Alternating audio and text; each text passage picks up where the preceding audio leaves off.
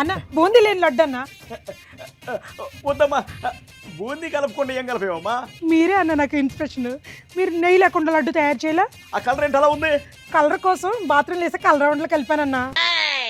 వద్దమ్మా వద్దమ్మా వద్దు వద్దు. బాదం పప్పు లడ్డు చూసుంటారు, శనగపప్పు లడ్డు చూసుంటారు, కానీ మీకోసం స్పెషల్ గా గన్నేరు పప్పు లడ్డు చేశానా. గన్నేరు పప్పుతో లడ్డు ఏంట్రా? నీ దండం పెడితే వద్దులేరా, నువ్వు పోరా. నా గుండెల్లో ఉన్న మీకోసం గన్నేరు పప్పుతో చేసిన లడ్డు అన్నా. నువ్వు పోరా అన్నా. నీకు చాలా ఇష్టం అని చెప్పి కెమికల్స్ తో లడ్డు తయారు చేశాను అన్నయ్య. మామూలు కెమికల్స్ కాదు, ఈ కెమికల్స్ ని పంటకు కొట్టా, పురుగులు చచ్చాయి, ఆ తర్వాత ఇందులో కలిపా. నువ్వు ఒక్కసారి తినన్నా. అమ్మో అమ్మో, మీ లడ్డులకి 1,00,000 దండాలు. లక్షణమైన తిరుపతి లడ్డూని కల్తీ చేసి ఇప్పుడు మాకెందుకన్నా 1,00,000 దండాలు పెడుతున్నావు?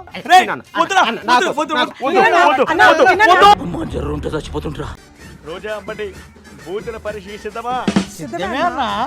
11 నిమిషాలు టైం ఇస్తా ఉన్నా. Your time start now.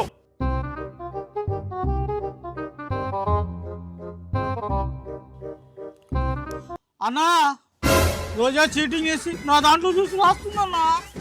Cheating గురించి ఆయనకే చెప్తున్నావా? నాకు ఇక్కడ డిస్టర్బెన్స్ గా ఉంది.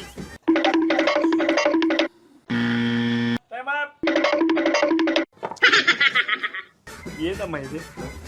ఏంది ఇది?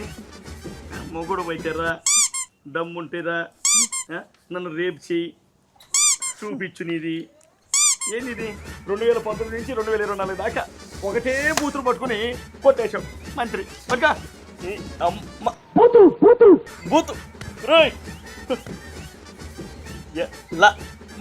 బూతు ఏంట్రా? సూపర్ రా. 175కి 175 తెచ్చుకున్నావురా.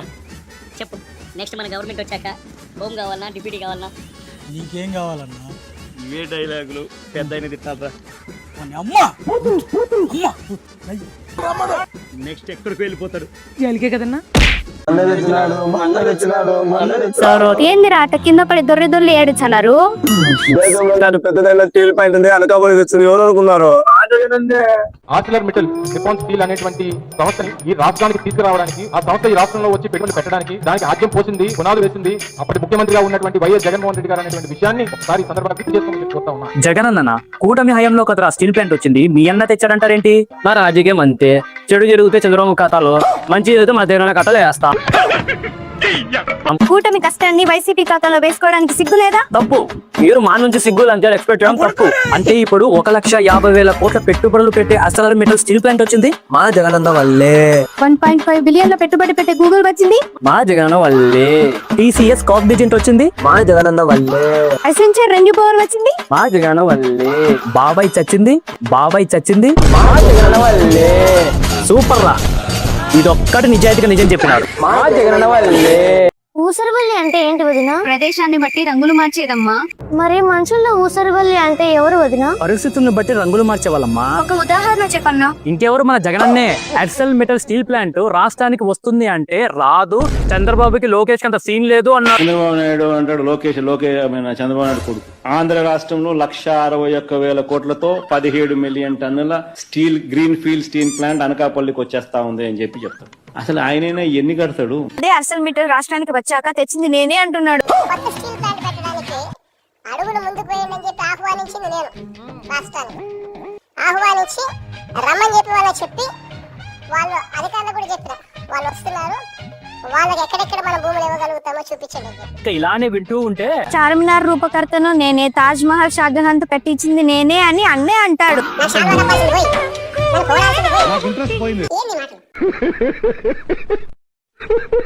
అసలు అసెంబ్లీలో నాకు ఎందుకు ప్రతిపక్ష హోదా ఇవ్వడం లేదని హైకోర్టులో కేసు పెండింగ్ ఉంది. మరి దానికి సమాధానం చెప్పండి. అసలు మా అన్నకి అసెంబ్లీలో ప్రతిపక్ష హోదా ఎందుకు ఇవ్వట్లేదని హైకోర్టులో కేసు ఉంది. ముందు దానికి సమాధానం చెప్పండి.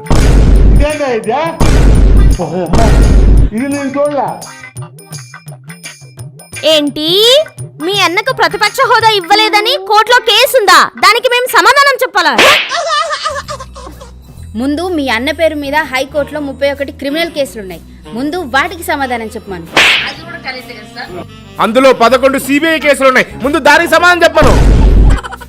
అందులో 9 ఈడీ కేసులున్నాయి, ముందు దానికి సమాధానం చెప్పండి. అసలు జనగణమన పాటే రాదని కేసుంది, దానికి సమాధానం చెప్పను.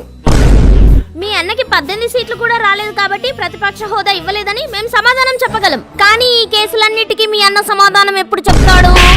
మీ దుంపలు మీరు ఎక్కడ తయారయ్యారా బాబు? ఈ అమ్మాయి ఏం ఫీల్ ఉన్నది మామయ్య. Let's do the vintage break.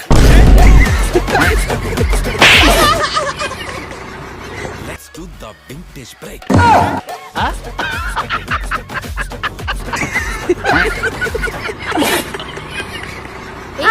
ఏంటి అలా పరిగెత్తుతున్నావు? ఈ రోజు మా నాన్న ఆస్తులు పంచుతున్నాడే. నేను ఎలాగో డాడ్ లిటిల్ ప్రిన్సెస్ ని కాబట్టి నాకు కొంచెం ఎక్కువే ఇస్తాడు. పదవే తొందరగా వెళ్దాం. ఒరే ఉన్న మొత్తం ఆస్తి నీకు చెల్లెలికి సమానంగా పంచుతున్నా. మాట్లాడుతున్నా సమానం అంటే సమానంగా ఎకరం అరెకరం ఆ పిల్ల పేరు మీద రాసి మొత్తం ఆస్తి నా పేరు మీద రాయి. ఆడపిల్లకి ఎందుకు నాన్న ఆస్తి? సమానంగా పంచుతాడంట ఆస్తి అంతా. ఇలాంటి అన్న ఉంటే ఇక శత్రువులు అనవసరం. అన్న అన్న పదానికి కలంకం ఈరోజు. ఇంతకంటే మీకేం చెప్పలేం. సుప్రీంకోర్టుగా చూపడమ్మా ఏమన్నా మాట్లాడాలనుకుంటే. అన్న అన్న పదానికి కలంకం ఈరోజు. ఏంటి బాబాయ్ ఈ మధ్య ఉచ్చలు విడిగా తిరుగుతా ఉన్నావు? ఉచ్చలు విడిగానా? ఉచ్చలు విడిగా జరుగుతాం. అది విచ్చలు విడిగామో అబ్బాయి. నేను అనింది అదే కదా. ఉచ్చలు విడిగా జరుగుతాం. ఇందుకే ఆడికెళ్ళి వస్తున్నావు? గుత్తగంప దగ్గరికి వెళ్ళి వస్తున్నా. కొత్తగంప కుత్తగుప్ప కింద. కొత్తగంప కుత్తగుప్ప కింద. అదే గత్తగుంప గత్తగుంప గుంప గత్త. నేను తెలుగులో కొంచెం వీక్లే. కొంచెం తెలుగులో కొంచెం వీక్లే. సరే. అక్కసిల్లమ్మలకి నమస్కారం. 2029లో ఓటు మళ్ళీ మనకేసి గెలిపించాలి.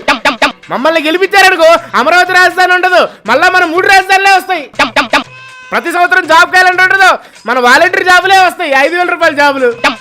ఇలా కంపెనీలు తేడం పెట్టుబడులు తేడం ఇలా ఇవన్నీ ఉండవు. ఫిష్ మార్ట్లు చికెన్ మార్ట్లే రాష్ట్రం అంతా. ఓకే, ఇదంతా ఒకసారి ఇంగ్లీష్ లో చెప్తారా? English could you please? ఇంత పెద్దది ఏం బ్రీఫ్ లేకపోయినా సార్. సో యు సెడ్ నేను ఇంగ్లీష్ లో కొంచెం వీక్ అండి. సబ్కో అస్సలాము అలైకుం. సలాం అలైకుం. ఎవడో ఓవరాక్షన్ చేస్తున్నాడు చైల్డ్ ఆర్టిస్టా?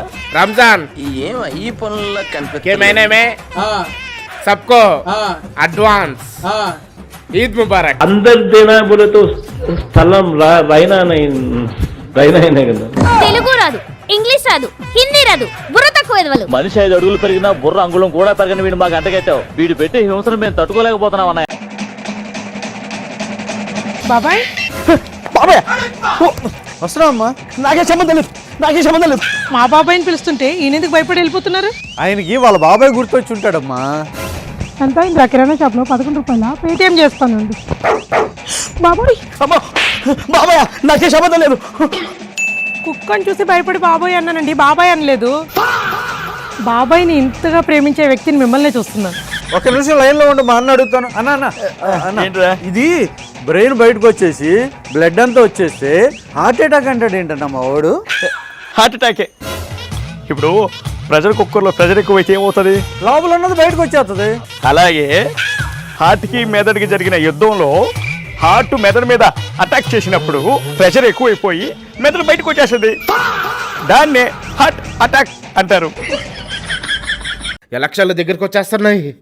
బుర్ర హీట్ ఎక్కిపోతుంది. ఎట్ట గెలవాలా ఏందా అని. చూడవి ఎలక్షన్ దగ్గరికి వస్తున్నాయి. వివేక హత్య కేసు మన మెడకు చుట్టుకునేలా ఉంది. దాన్ని ఎలాగైనా డైవర్ట్ చేయాలి. ఎలా డైవర్ట్ చేయాలి? ఓ పంచి, సునీత మొగుడే వివేకను హత్య చేశారని చెప్పి ఇప్పుడు సడన్ గా సునీత వాళ్ళ నాన్న చంపేసిందంటే ఎవరు నమ్ముతారు? అవునో కాదో ప్రజలకు తెలిసేలోపే ఎలక్షన్లు వచ్చేస్తాయి. మనం గెలిచేస్తాం. ఏం ఐడియా. అసలు గుండెపోటు స్టోరీని పుట్టించిందే సునీతక్క భర్త రాజశేఖర్. గుండెపోటు థియరీని సునీతక్క అమలు చేస్తే మరి సాక్షిలో ఉదయం 7 గంటలకి వివేకానంద రెడ్డి గారు గుండెపోటుతో చనిపోయారు అని సాక్షి టీవీలో రిలే జరుగుతూనే ఉంది. సాక్షిని నడుపుతున్నదేమో భారతిరెడ్డి గారు. 7 గంటల నుంచి వివేకానంద రెడ్డి గారిది గుండెపోటు అని ప్రచారం చేస్తున్నారు సాక్షి టీవీలో. మరి అలా ఎందుకు ప్రచారం చేశారో భారతిరెడ్డి గారు గాని అవినాష్ రెడ్డి గారు గాని ఎప్పుడూ సమాధానం చెప్పలేదు. అసలు గొడ్డలి తెచ్చిందే దస్తగిరి అని ఒప్పుకున్నాక ఇప్పుడు నా మొగుడు తెచ్చారని అంటారా? టీడీపీ హయాంలోనే మర్డర్ చేయించి జగన్మోహన్ రెడ్డి టీడీపీ మీద నెట్టినాడు.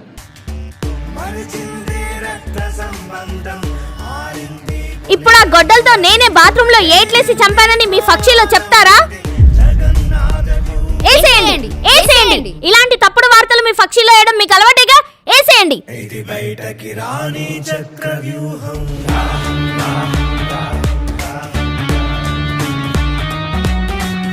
ఎలక్షన్ల దగ్గరికి వచ్చేస్తున్నాయి, బుర్ర హిట్ ఎక్కిపోతుంది. ఎట్ట గెలవాలా ఏందా అని. చూడవి ఎలక్షన్ దగ్గరికి వస్తున్నాయి. వివేక హత్య కేసు మన మెడకు చుట్టుకునేలా ఉంది. దాన్ని ఎలాగైనా డైవర్ట్ చేయాలి. ఎలా డైవర్ట్ చేయాలి? ఓ పంచి, సునీత మొగుడే వివేకను హత్య చేశారని చెప్పి ఇప్పుడు సడన్ గా సునీత వాళ్ళ నాన్న చంపేసిందంటే ఎవరు నమ్ముతారు? అవునో కాదో ప్రజలకు తెలిసేలోపే ఎలక్షన్లు వచ్చేస్తాయి, మనం గెలిచేస్తాం.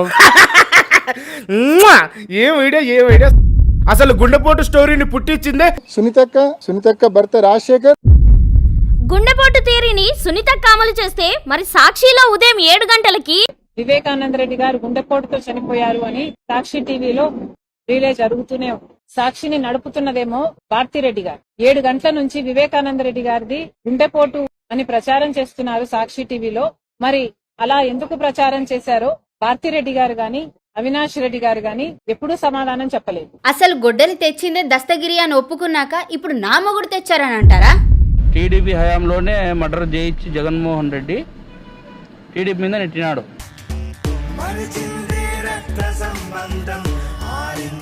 ఇప్పుడు ఆ గొడ్డలతో నేనే బాత్రూమ్ లో ఏట్లేసి చంపానని మీ పక్షిలో చెప్తారా? ఏసేయండి. ఇలాంటి తప్పుడు వార్తలు మీ పక్షిలో వేయడం మీకు అలవాటేగా, ఏసేయండి.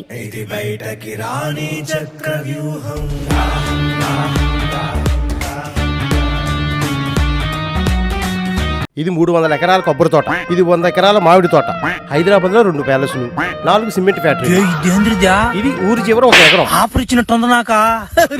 ఏంటనేది ఆస్తులు పంచి అన్న చెల్లి విడగొడతావే నువ్వు. నా చెల్లికి ఇచ్చేసే ఆస్తులన్నీ మొత్తం నా చెల్లికి ఇచ్చేసాయి. నేను వద్దంటనా? నేను మగాడినా, నాకు కష్టపడి సంపాదించుకోగలను. నాకు నా పిల్లలకి ఆస్తులు అవసరం ఏంటి? ఏమే అవసరమా? వద్దంట. నేను మగాడినా, నాకు కష్టపడి సంపాదించుకోగలను. ఆహా, ఎంత మంచివాడురా. నీలాంటి అన్న అందరికీ ఉండాలిరా. సరేరా, నీ కోరిక మేరకు ఇప్పుడేమీ ఆస్తులు పంచట్లేదు. నా తదనంతరం మీరు మీ పిల్లలు సమానంగా తీసుకోండి. ఏంటన్నా నువ్వు మళ్ళీ ఆస్తులు పంచుతా? ఎప్పటికైనా ఇవి నా సొంత చెల్లెలకి సొంతం. ఇటు నేను బీరోలో దాస్తా భద్రంగా. చూసావా నీకెంత మంచి అన్నయ్య దొరికాడు. ఇటుకల ఫ్యాక్టరీ ఆల్రెడీ నీ పేరు మీద రాయేశాను. ఈ ప్యాలెస్ లో మన ఇద్దరం ఉందాం, హ్యాపీగా ఉండదు. అన్నయ్య, నాన్నగారు చనిపోయిన తర్వాత ఆస్తి పంపకాలు అనుకున్నాం కదా. ఆస్తులే ఉన్నాయి. అదేంటి ఆ డాక్యుమెంట్ లో నీ దగ్గర దాస్తాను తీసుకున్నావు కదా? అది ఊరి చివర 1 ఎకరం. అలాగే పంచుకుందాం. మా ఆవిడికి 1/2 ఎకరం, నాకు 1/2 ఎకరం, నీకు 1/2 ఎకరం, అలాగే పంచుకుందాం. ఎకరం ఏంటి? 300 ఎకరాలు, 600 ఎకరాలు, సిమెంట్ ఫ్యాక్టరీలు, 2 ప్యాలెస్లు. ఏం మాట్లాడుతున్నావు నువ్వు? అవి నేను కష్టపడి సంపాదించుకున్న ఆస్తులు. నాన్నగారి ఇచ్చిన ఆస్తులు అనుకుంటున్నావు ఏంటి? నేను రేయనుక పగలనుక రెక్కలు ముక్కలు చేసుకుని కష్టపడి సంపాదించుకున్న ఆస్తులు అవన్నీ. అవును, అవి మా ఆయన సంపాదించుకున్న ఆస్తులు. ఎందుకు నీకు బతుకు? అరే నా కొడక, ఓసరి వెళ్ళి నా కొడక, నీ బుద్ధి ఇప్పుడు తెలిసిందిరా. అరే బతుకుంటా గొయ్యి కప్పి. అదేంటి నాన్నాస్తులు ఉన్నాయి కదా? నా చెల్లి నన్ను అనుమానిస్తుంది. ఆస్తి నేను కొట్టేసి నన్ను అనుమానిస్తుంది. నేను వెళ్ళి సుప్రీంకోర్టులో కేసేస్తా. పద, సుప్రీంకోర్టుకి వెళ్దాం పద.